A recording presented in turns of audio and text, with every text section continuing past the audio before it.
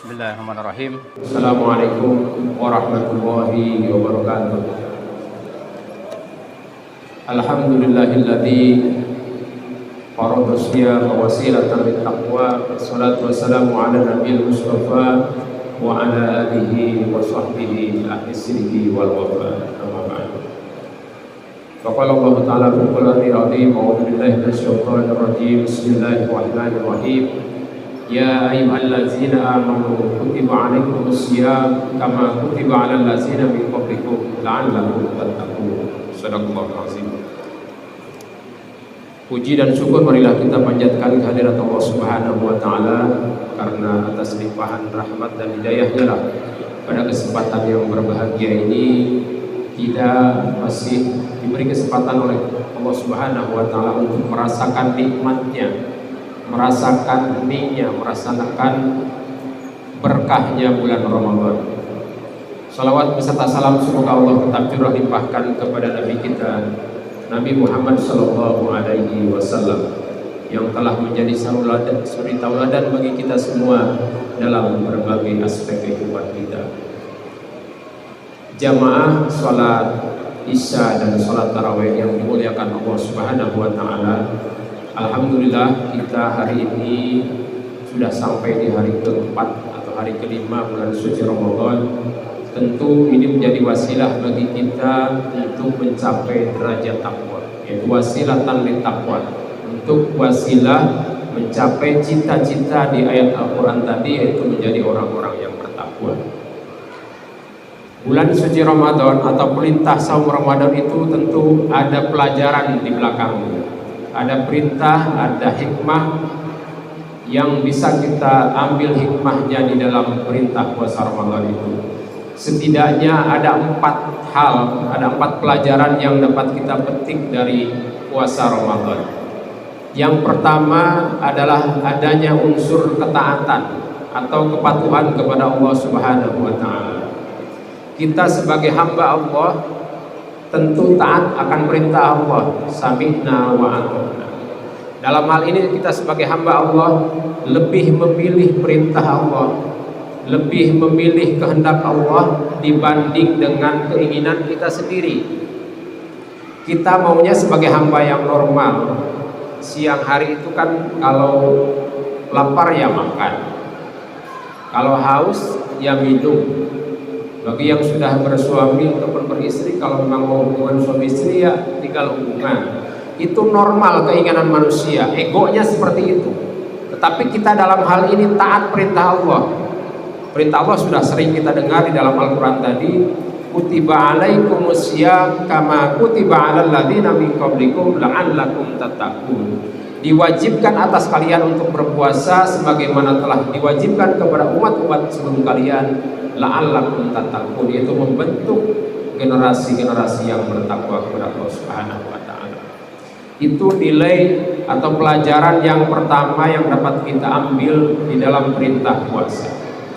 Kemudian yang kedua, nilai atau pelajaran yang kedua yang dapat kita ambil hikmahnya adalah yaitu penyucian diri, mensucikan diri. Ramadan itu secara bahasa artinya adalah membakar. Kita di bulan Ramadan ini dibakar, ditempa, digonjlok, kemudian dididik. Dengan cara apa kita didik? Dengan beribadah kepada Allah Subhanahu wa taala. Karena apa? Karena kita di bulan Ramadan ini pahalanya ditingkatkan, dilipat gandakan. Ibadah sholatnya, sodakohnya, puasanya dan lain sebagainya itu ditingkatkan, dilipat gandakan. Karena karena keistimewaan bulan Ramadan tadi, sehingga kita sebulan ini ditempa, dididik dan dibakar dengan ibadah-ibadah. Maka apa hasilnya? Apa harapannya dengan didikan tadi, dengan latihan sebulan di bulan Ramadan tadi? Maka harapan akhirnya adalah kita kembali kepada fitrah. Di akhir bulan Ramadan harapannya adalah apa? Harapannya kita kembali Idul Fitri, kembali kepada fitrah kita. Fitrah itu ya artinya yang suci, yang bersih kembali, mulai dari nol lagi. Idul Fitri namanya. Sebagaimana yang bayi yang baru dilahirkan, kullu mauludin yuladu 'alal fitrah. Setiap yang baru dilahirkan, dia dilahirkan dalam keadaan fitrah, dalam keadaan suci kembali. Itu harapan di akhir ketika kita sudah digembleng, ditempa di bulan Ramadan selama 1 bulan. Harapan lainnya adalah di 11 bulan sisanya selain bulan Ramadan, kita sudah terbiasa. Pelajaran yang kita dapatkan di bulan Ramadan ini diterapkan dalam 11 bulan selain Ramadan.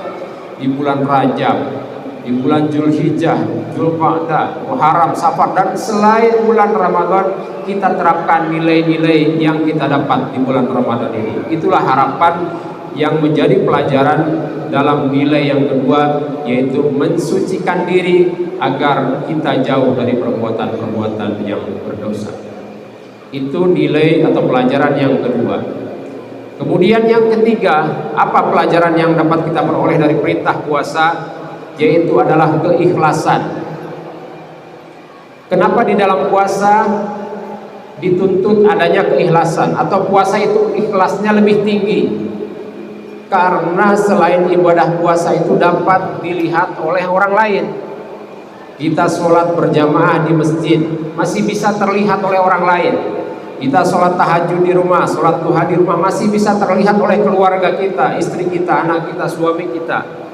Kita sodako, ibadah haji, umroh, menolong orang lain, membantu meringankan beban orang lain, membebaskan hutang orang lain, itu kemungkinan besar akan terlihat oleh orang lain, sehingga potensi tidak ikhlasnya itu tinggi. Lain halnya dengan puasa. Puasa itu tersembunyi, yang tahu hanya kita dan Allah. Maka Allah bersabda di dalam hadisnya, Nabi menyatakan di dalam hadis Nabi bahwa as-saumu li wa ana ajzi bihi. Ibadah yang lain itu dilipat gandakan. Buat apa? Sholat dilipat gandakan, sedekah dilipat gandakan. Tetapi ketika bicara puasa, Allah bilangnya seperti ini, as-saumu li. Kata Allah, saum itu untukku, spesial, istimewa, khusus itu untuk Allah. Wa ana ajzi bihi, dan akulah yang akan membalas pahala puasa itu. Itu saking istimewanya ibadah puasa, sehingga keikhlasan itu tinggi. Kita tidak tahu kita sedang berpuasa, pura-pura lemas mau apa, kan nggak tahu. Karena apa? Kita di rumah, kita di kamar mandi, siapa tahu kita minum atau apa. Kalau bahasa anak sekarang apa namanya, mungkel ya. Jadi nggak tahu. Makanya potensi ikhlasnya itu sangat tinggi. Oleh karena itu nilai kalau kita ikhlas karena Allah, karena iman dan karena ikhlas hanya karena Allah, maka pahalanya sangat tinggi. Sebagaimana sabda Nabi, man shoma ramadhana imanan wa ihtisaban ghufira lahu ma taqaddama min dzanbi. Barang siapa yang berpuasa karena iman karena Allah, wa ihtisaban, dan hanya karena Allah, ghufira lahu ma taqaddama min dzanbi, maka akan diampuni dosa-dosanya yang telah berlalu. Sejak kecil kita, sejak balik kita, hitungan kita mulai balik sampai saat ini kita berlumuran dengan dosa. Karena manusia tempatnya dosa. Al-insan mahalul khata wa nisyan. Manusia itu tempatnya lupa dan salah, banyak dosa. Sehingga kalau kita berpuasa karena ikhlas karena Allah, mata ghufira lahu ma taqaddama min dzanbi. Oleh karena itu luruskan niat kita berpuasa hanya karena Allah Subhanahu wa taala. Itu yang ketiga. Yang terakhir yang menjadi pelajaran bagi kita semua dalam perintah puasa adalah iktibar atau ibrah atau pelajaran mengenai kelemahan diri kita, bahwa kita itu lemah. Kenapa lemah?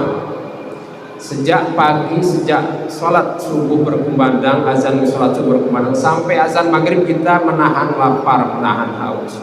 Badan kita lemah, lemas, gak bisa apa-apa, lemas. Ternyata kita itu lemah. Sebagai manusia itu kita tergantung dengan makanan, kita tergantung dengan minuman. Itu menunjukkan bahwa kita itu lemah, tidak berdaya. Sebaliknya apa? Sebaliknya Allah Maha Kuat. Dan ini setelah disampaikan oleh Nabi ketika beliau menyampaikan bahwa bagi manusia itu, bagi orang yang saum itu, yang puasa itu, ada dua kebahagiaan.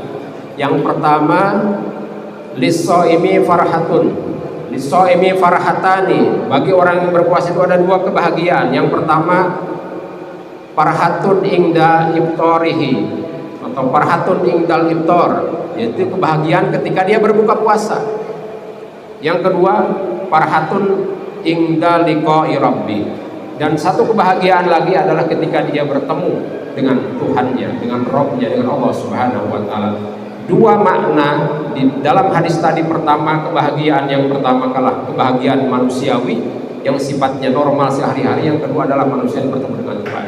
Ada dua makna lagi dalam kebahagiaan yang sifatnya manusia. Yang pertama, bahagia itu sederhana. Kenapa sederhana? Kita minum air putih satu tegukan aja, satu gelas ini aja setengahnya, itu bahagia ketika puasa itu. Karena senang, dari nunggu dari pagi sampai sore sampai maghrib menunggu itu, segelas seteguk pun sudah senang kita. Berarti bahagia itu sederhana. Air putih yang kalau siang hari di luar bulan puasa biasa kita mubazirkan, kita buang-buang, habis acara banyak yang terbuang, itu nggak bernilai. Tetapi kita puasa itu sangat bernilai, dan itulah yang membahagiakan kita. Makna yang kedua, sebaliknya, kita lemah. Hanya dengan tidak minum, hanya dengan tidak makan kita lemah. Kita tergantung dengan minuman itu, berarti kita lemah di hadapan Allah Subhanahu wa taala. Kita sekuat apapun, setinggi apapun jabatannya, sekaya apapun hartanya, lemah di hadapan Allah. Kenapa? Ya ketika dikurangi minum, kurangi makan, ya sudah, nggak bisa apa-apa. Berarti Al-Qawiyyu, Allah Maha Kuat. Allah yang Maha memberikan kekuatan kepada kita, dan itu menjadi pelajaran kita bagi umat Islam yang sedang menjalani puasa. Semoga di akhir nanti, di bulan Ramadan nanti, kita menjadi orang-orang yang bertakwa. Amin ya Allah ya rabbal alamin. Demikian yang dapat saya sampaikan. Terima kasih atas perhatiannya. Mohon maaf jika ada hal yang kurang berkenan. Benarnya dari Allah Subhanahu wa taala, salahnya dari diri saya sendiri. Demikian. Assalamualaikum warahmatullahi wabarakatuh.